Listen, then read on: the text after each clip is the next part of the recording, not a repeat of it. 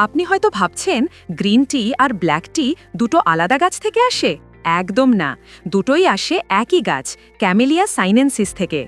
পার্থক্যটা হলো প্রক্রিয়াকরণে।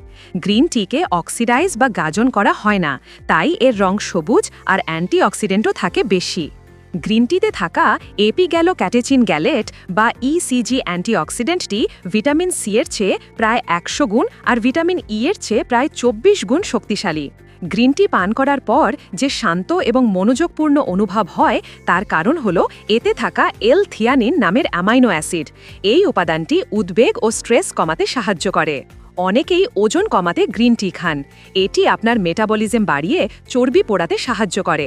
তবে মনে রাখবেন, শুধু গ্রিন টি খেলেই হবে না, দরকার সঠিক ডায়েট আর নিয়মিত এক্সারসাইজ। তো কেমন লাগলো গ্রিন টির এই তথ্যগুলো?